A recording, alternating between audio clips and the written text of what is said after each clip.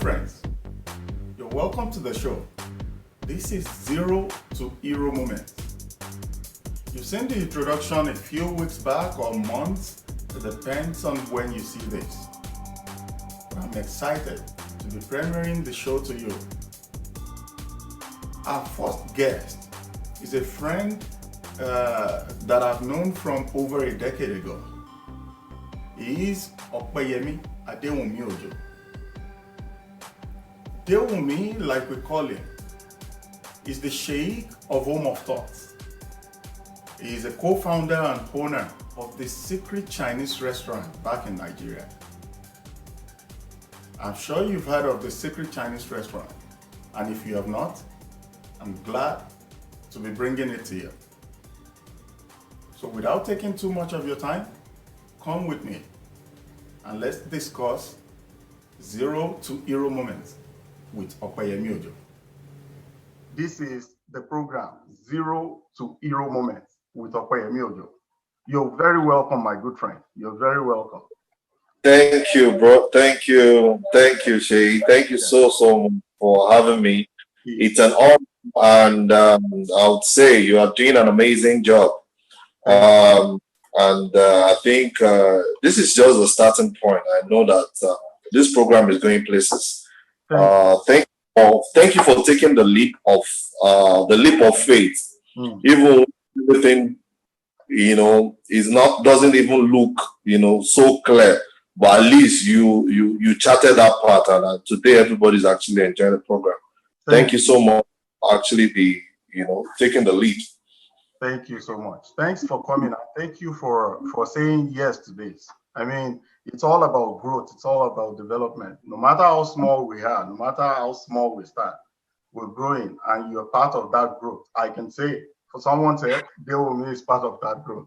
You're welcome. Thank you. Thank you. Thank you. Like, Zero to Hero Moment is a program where we want to enlighten people that have the fear to start, people that have the fear of what to come or what might come, people that have the doubts of themselves, of what to do and where to go, to bring light to, or to bring people that have experienced such, even worse, to tell them change is good. Being better is good. This is my life, this is my experience, and I'm bearing it out to you. Learn from it. We just want to talk about the pointers, ideas that came to your mind, pointers you saw that made you change. So I'll go with the first question by asking you to tell us who you were at point zero. Who was Dewumi? Who was Adewunmi Ojo at point zero? Okay. I would say I was just a regular young guy that was actually I grew up in how I call it, an average family. So we weren't rich and we weren't poor. My own parents really give you what you need, not what you want. And for us, it's not a life of luxury. It's just a life. It's a life of what do you need part time? What do you think? So, but thank God, in the midst of all that, I was still the black sheep of the family. I was the one that always, make my father or my mom to have sleepless nights. And I was, yes, on so many traces of that, being friends for a while. I know other friends can say a little bit about that. Being the black sheep of the family, but at some point, like I always say, at some point, what you hear, what you listen to, the people you talk to, and the books you read, they have a very, very huge impact, in your life. At some point in my life, I just wanted something different. There's this need for me to, I would say there's a place of God in others. There's a place of, my mother, my father. They prayed to God. They counseled me. They never gave up on me. Especially my mom. She never gave up on me. So I would say it was an answered prayer. At some point, I just decided to, like, imagine you from being the black sheep of the family, you now become a son of consolation. Hmm. You understand what I'm saying? Yeah, So for me, at some point, I began to I wanted something different. And that actually shaped every step of my, every decision I make, everything I want to do, you know. I'll say this, and I'll say this unapologetically, that, it was during our time that Yahoo Yahoo started. When I was in maybe when I was looking for admission and all like that. People go buy airtime at the cyber cafe trying to, PayPal or whatever they pen power trying to. But all I was looking for was like, which conference can I go to? Which what's it called can I go to? Which information can I get online? How can I better my life? And how can I? Do you understand what I'm saying? Yeah. Luckily for me, I came across Leap Africa. Leap Africa is like an organization, it's an NGO, like a leadership, effectiveness, accountability, and professionalism. So I signed up to their 1 year program. I met like-minded people. I met a lot of people. I think one of the people that was at Leap then, like the Wale. Tolu Ogulesi too was part of the people. He's currently spokesperson for the president. Yeah. Praise for too was we met at one of Leap Africa's program. Toyosi Akerele too was one of them. At that point, I was yearning for development. I wanted to develop myself. I wanted to do something different. So I was reading books. I was searching for information. I was getting better by the day. All of a sudden, when I'm speaking, people want to listen because I speak from an ignorant point now. I speak from the knowledge point of view, and I see that, the difference between somebody that doesn't know and somebody that knows is just knowledge. So I started going for it. And that was the deal for me. That was what actually stood me apart, and before you knew it, I represented Nigeria in African Business Leaders Forum. That was 2007 in Ghana with all these people that I mentioned. Changed my perception about life. I was just like one Omoyalamala in Yanejibo, and this was still when there was nothing. You were still struggling and all that. Yeah, but that was a process. That was a process. And before I could say Jack, I just started like, okay, I needed to have an identity. What do I want to do? And I started making shoes, which I'm still going to actually maybe talk to you about my journey into shoemaking, how I got into shoemaking business. Making shoes. Yes. Like a cobbler. I'm still a shoemaker, and I even still have sample of my shoe. Like this now. This is like a shoe that I made. You understand? So I'm like a big I still make shoes that like a shoemaker, and I'll say this, there's a point in your life that you need to get your hand dirty in terms of need to use your hand. You need to learn your skills. You need to learn a skill. You need to sharpen whatever skills or whatever skill set you think you have. There's a point in time because in life, those that you've learned, they will come in handy for you. Definitely. And how did I get into this? I was in the university, there were a lot of club boys, around me. So they wanted me to come and join club, but I just found out that I couldn't match. I was a mismatch amongst them. You know, when they talk, oh, my father is a branch manager, a bank manager, or my father is like the director of this, or I'm my Yalamala, my father was a mechanic. So the story does not gel. No, it So doesn't. how like they have so much money to throw around, throw party or whatnot, but I couldn't do that. So what I said to myself is that, you know what? You guys talk about your father, but before I leave this school, everybody will talk about me. About me. Oh wow. So it's not father anymore. They will talk about me.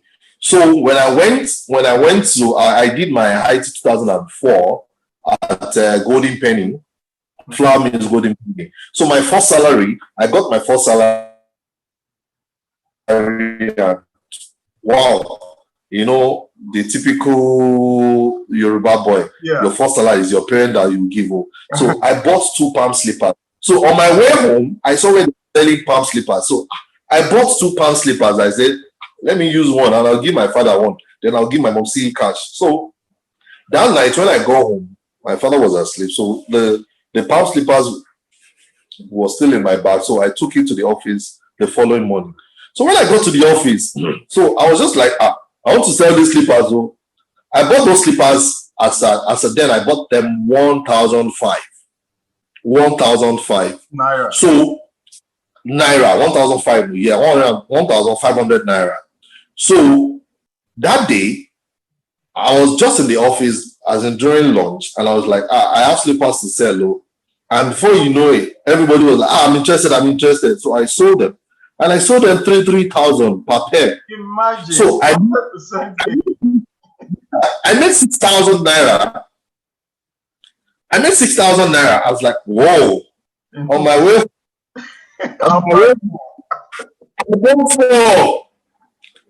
You understand what I'm saying? Yeah. The following day, I got to the office. I sold everything. 3,000 Naira. Imagine. That was how I got into shoe business. So I just told my father, like, I could do this. And he was like, oh, really? And let's try it now. And the following morning, I didn't go to work. I went to Mushin Way Street. And I went to learn the language of shoemaking on the streets. Oh, yeah. So I was like, okay, 1 square foot, that's how you measure leather. Square foot meter. Yeah. 1 square foot, 2 square foot, 3 square foot. And I started, learning the language of, you understand what I'm saying?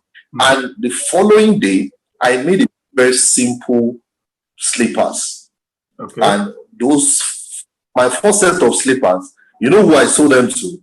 Family and friends. People that will encourage me. Okay. Because if I had sold them to an outsider, they would have discouraged me. That fine. So I sold it to family and friends. So they could, that is like when I always tell people, when you want to start business, look for people that will encourage you. Because if your first set of products or first set of services are not good, are getting discouraged. And that might be the end of that. Mm. Yeah. Yeah.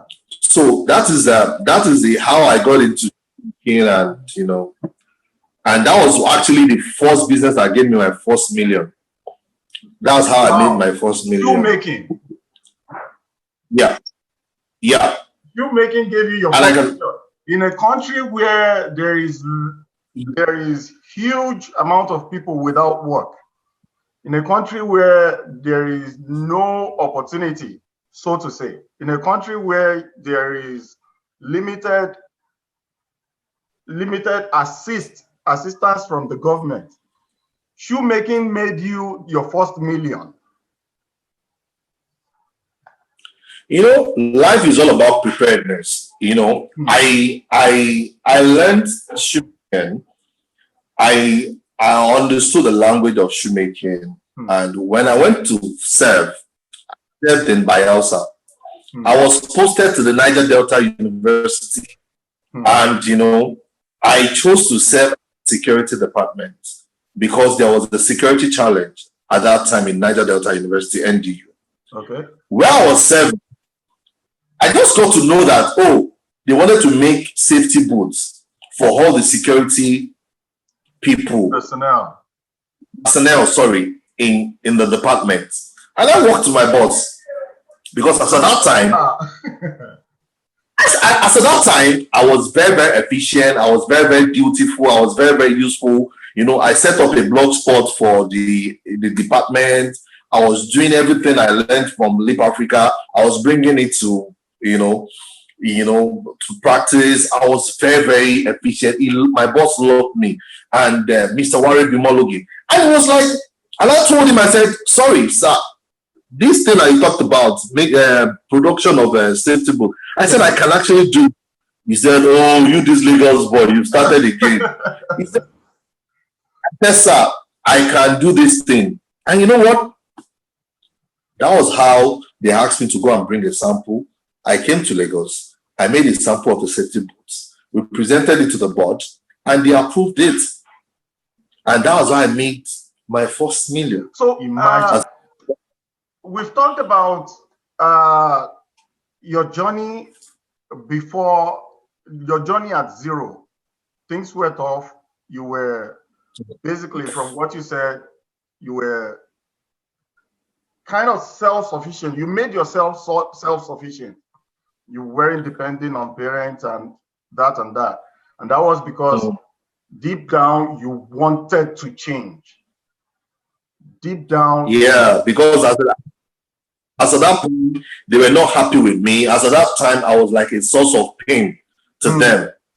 As at that time, they were like, I can remember my mother would write a letter to me in Yoruba in school. Like, you can literally, she was crying when she was, it's those are the things that actually, when I remember all those things, like, wow. I said, before this woman, before you die, at least I must make you proud. Yeah, that's good. That's good. Those are. So yeah, I can pen down that your motivation for change was basically because of situation around you, because your parents, you see friends that are living large, and you want to do it. You want to live large as well. Your parents are there that you need to provide for and things like that, and you decided to change. Would that be right to say? No, my parents are self-sufficient, and I'll say this: we were not poor and we were not rich. So my parents were like, this average family. Okay. But for me, I just wanted more out of life. I wanted something different. I grew up amongst people that they have names in my area. Like, when you mention their father's name, there are people who say, but my own name will not open any door. So I made up my, you know what? Don't worry. It's just a matter of time. It's just about, I'm going to make that name. I might not be born with a silver spoon, but I'm going to buy a platinum spoon, put it in my own mouth. That was a driving force for me. Amen. I just wanted to be different. Yeah. That's great. So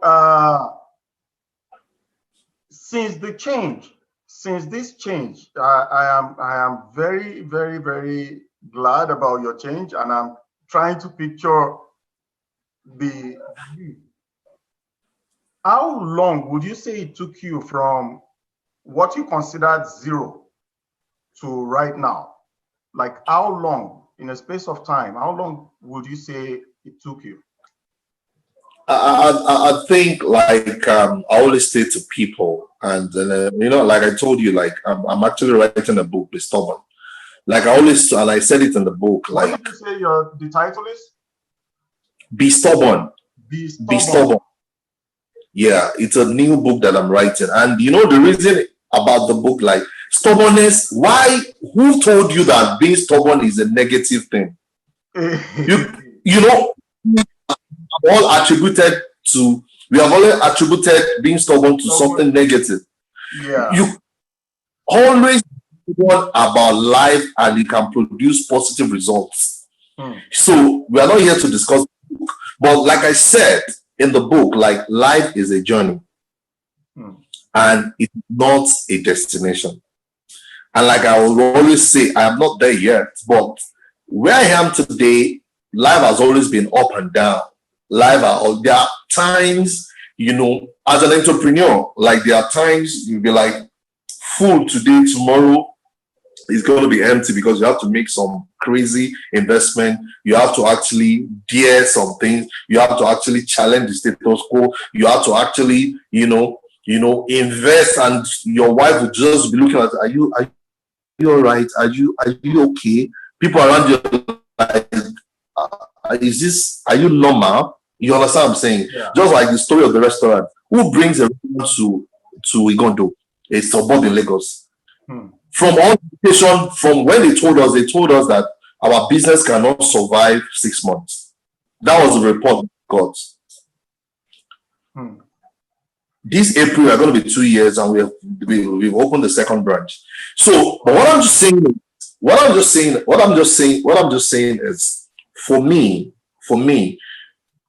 I wouldn't want to cap it like the journey from A to Z. There are challenges along the way, but you have to be resilient. You have to be resolute about life. You have to demand what you want out of life. Life is all about, every day in your life you are negotiating with life. So the demand placing on life, it is the result that you get. So if God is telling you that no, and if you accept no, it will result to always no. Yeah, that's where it ends.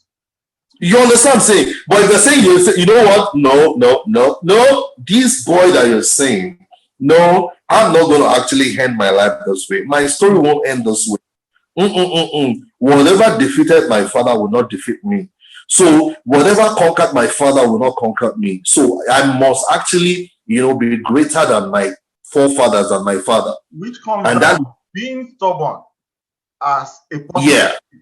You're not being stubborn. Yes. To be a non-entity. You are being stubborn to grow. You have see, let me tell you, life is not straight. Life is not, I see a lot of people, like permit me to say this, the Bible says something about right from the days of the John the Baptist. It said the king of God sovereign violence and divine advocates. See, nothing will fall under your laps by just mere wishful thinking. You understand what I'm saying? Yeah. There are times you will have to go hungry. There are times you have to actually deprive yourself. There are times you have to actually, deny yourself of some privileges. There's what we call delayed gratifications. And that is what most of us don't have. You don't want to delay gratifications. You want to drive the cars that people that have been working for 20 years, you want to drive it in your first year in university. You want to use the phone that people that are using, that, you just don't eat your seed. There are times that you are supposed to invest your seed. Yeah, you don't invest your seed. You say what? You don't eat your seed. Plant when it flourishes. Don't eat right away. I always make this analogy, and I always tell them, imagine you are competing with somebody that is spending his profits while you are competing with your own capital. We go to a party, and for example, and they were seeing or Shino Peter or whatever, and they are praising somebody like, and she just made a profit of maybe $10 million from a new deal, and she decided to just lavish maybe $100,000 on Wasiu, and you, because you saw the way she was doing and everybody was shouting she in the party, you too, and all you had in your account is $150,000. But because you saw the way everybody was shouting she, you too, you now went to the party. You wanted to outshine she. These are two different people. By the time you finish, when your eye clear, you just see she will just dust himself up and onto the next one, because he took his time to invest. He's only spending his profits. You are all spending your own. Don't be under pressure to actually spend your capital. Invest it. It's very, very important. So, if you ask me, there's not really time frame. There are times that you have to actually be scarce. There are times, go back to your shell, go to your drawing board, just look at it. Are you okay with the way things are going? Do personal assessment. Any relationship that is not going to actually affect your life, that cannot affect your growth, sever them.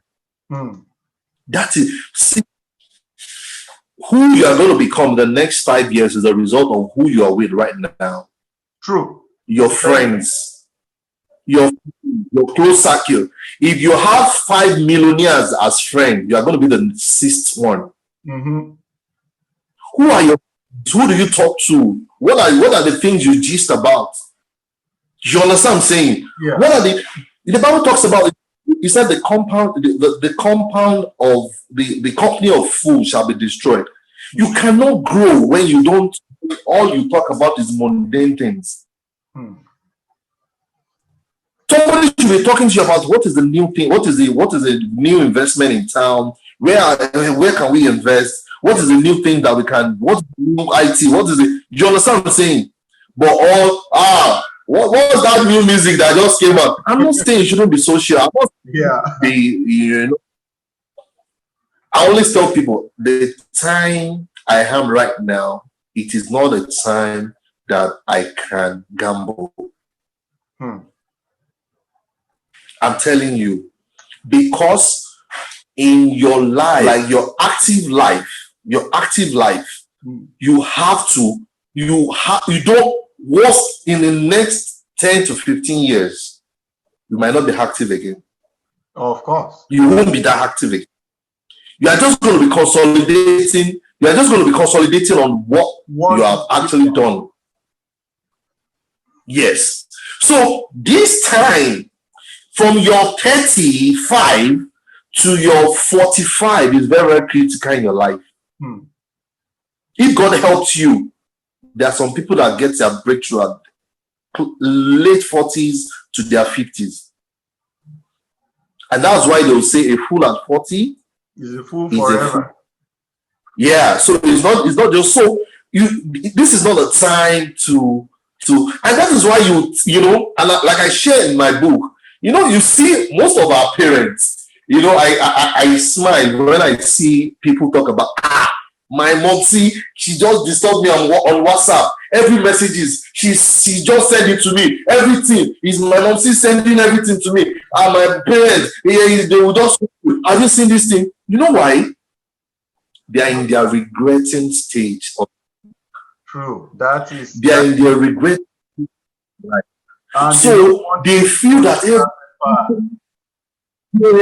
so every information they see, they just want to. Yeah. They have missed it. We will do so. Yeah. They have missed it at some point. So they don't want you to miss it. Don't see them as overbearing parent. They just love you. They care about that. They don't want you to miss it the way they're missing. For me, when I see children or young folks say, my parents, I'll just smile and say, you don't know. They don't want you to make any opportunity must not pass you by. Yeah. That is what. Yeah. That's the law of parents. Young people, our destiny is in our hands. And see, don't allow pressure. Don't allow peer pressure to steal your youthful age from you. Instead of you to actually. That you said is very key, especially in this world of internet and social media and everybody posting their good days and no bad days and all that. you know, I think one of the title of the book, I was saying that nobody posts bad pictures. See, you know, and that is what life is all about. If anybody that wants to post picture, you go and you scroll, you edit, you do. For you to know that it's not real. That's the truth. It is not. Social media is actually making us to be antisocial. It's making us to actually lose focus. You understand what I'm saying? It's making us to lose the essence of even life itself. I've seen a lot of young people committing suicide, seen a lot of young people, you know, dipping their hands into what they're not supposed to dip their hand just because of social media. Yeah. I think, for God, why would you want to actually put yourself under pressure because somebody else is doing whatever you can't afford now? You will afford it later. It's just a matter of time. Definitely. And I can remember I was just like the richest man in my neighborhood when I was growing up. When I drive past their house nowadays, when I go to my parents' house, you look at the compound and you'll be like, I don't think I can live here. No. Those things that you are killing yourself for today, some people will look at it tomorrow and say, what is this? True. Imagine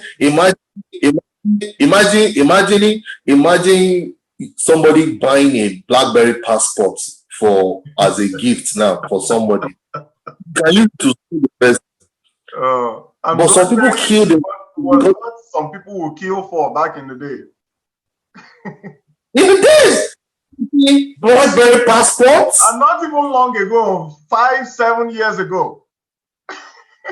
I'm telling you.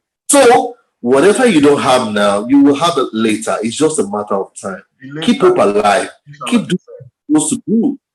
Do you understand what I'm saying? Keep doing what you're supposed to do. Be consistent with yourself. Be consistent with life, and life will yield the result for you. Good. I am very excited about this. I'm very, very excited. I'm learning lots, and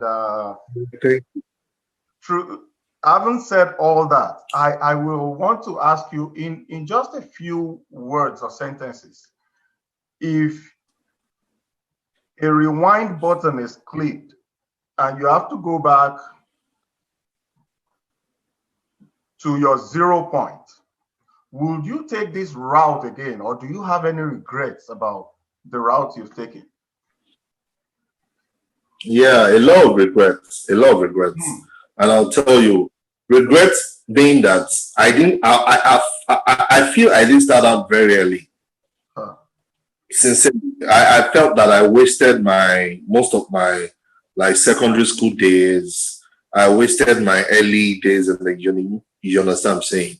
Because I see some early flyers, I see some early risers, and I see how far they've gone. You understand what I'm saying? So for me, see, life is garbage in, garbage out. What you put in life, and that's what you're going to get. So the earlier you put it in the work, the better for you. Oh, people always say, start anytime, start anywhere you are. You can. It's just a consolation.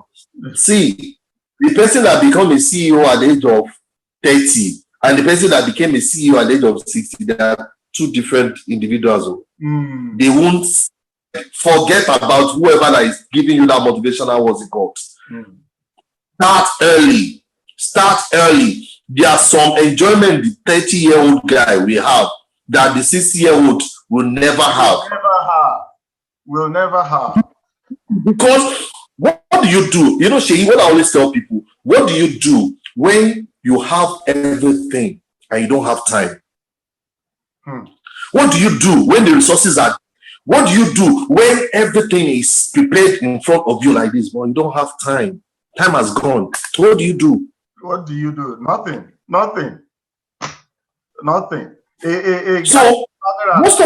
A guy that started at 30 can afford to retire at 50.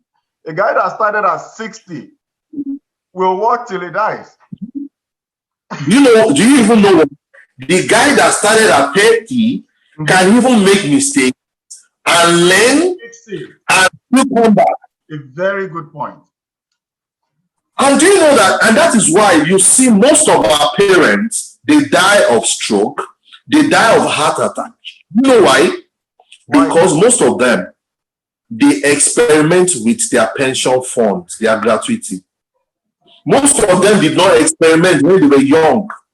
So, each family that is reigning now, let us go and do it, they will carry their gratuity. Instead of them, if they had started recharge card when they were working, they will have understood, business, there's no free lunch in Freetown. See, if anybody is saying, bring your 1 million, come and collect something, or bring your you understand what I'm saying? You will have learned the rope. You will have messed up, you'll have gotten up, you understand? Experienced all kinds of down and ups in the But journey. even build a pathway to your own wealth. Adapt. So when you are retiring, you can now even consolidate.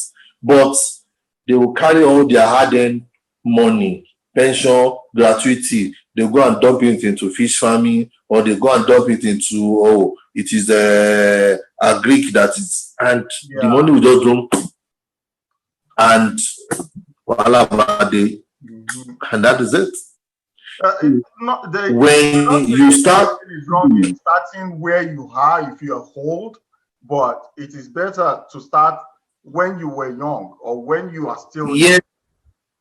Yeah. If you've missed that stage, if you have missed that stage, fine. Start where you are.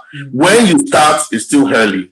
Yeah. Thing is, don't tell your children or don't tell the younger one that it is any time that you start. There's an adage in Nigeria. It is when you wake up. It's when you wake up is your money. No, there are some times done with. You will hit crumbs. There is another one where they say the sun is whenever you wash your clothes, the sun will still dry. You can still dry your yeah. Oh my, but you might not have time to iron it. You understand? Yeah. Actually, but there might not be time to iron it. Or like somebody go to the follow. The person has actually washed the dry clean his clothes in the morning. Yeah. It has actually, the sunlight has helped sun dry. You have time to hire, to put gator. Yeah. Finesse a fizzy on the clothes, put it to the party. You understand what I'm saying? I understand you, and I'm learning, and I'm sure all the viewers are learning as well. Thank you so much, Opeyemi Ojo. Thank you so much. Thank you. This has been a very, very great session. Thank you, my brother. It is eye-opening, educating, informative, and all that packed into this short period. And I hope thank you. Just before we round up, I want you to just give a word, whatever it is. I know it's all been part of advice and pointers and way to go and all that, but if it's just a quote or a word or whatever you can give to us all towards the right path.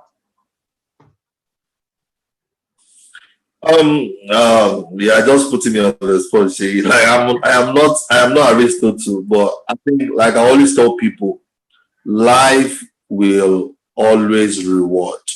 When life is about reward the villains, what will be your excuse? When life wants to reward the villains, what will be your excuse? Life rewards. You cannot plant corn and say you want to reap cassava. See, it's how you lay your bed, you will sleep on it. And I always say there's a God factor. There's a God factor and there's a grace factor too. There's a hand behind the scene that is guiding every man. But you need to align yourself with God's plan for your life. God has plan for everybody. See, He loves everybody. That's why when people say, "Oh, I have grace," so you think others doesn't have grace. We all have equal grace, and that's the truth. I'm telling you, it's just that you are the right place at the right time. Positioning. And I'll end with this. I always talk to people about the law of cup and saucer. The law of cup and saucer. This is the saucer. This is my cup. When I'm pouring inside this cup, when it's over, where does it pour into? Into the saucer. It pours into the saucer. When the saucer is apart, and this is my cup, when I'm pouring into this cup, what happened? It spills. It flows away. Yeah. Position yourself. Stay with the right people. When they are overflow, they will pour inside and they will fill you. Thank you so much. Thank you so much, Opeyemi Ojo. Thank you so much. Thanks for your time. Thanks for taking time off work and from family to to join us on this session. We appreciate it, and hopefully, I hope when we call again, it's a new session, it's a new program, and when we call again, hopefully you come join us again. And with that, I'll sign out. Yeah, my chair. Thank you, Opeyemi, and we'll see more of you in days to come. And good luck, like you said. Thank you. Not there yet. So as you're teaching us to run, we want to see you running as well, so we know which path to go, right? It is well. We are following your footsteps. Thank you. Thank you. Thank you, everyone. Thank you.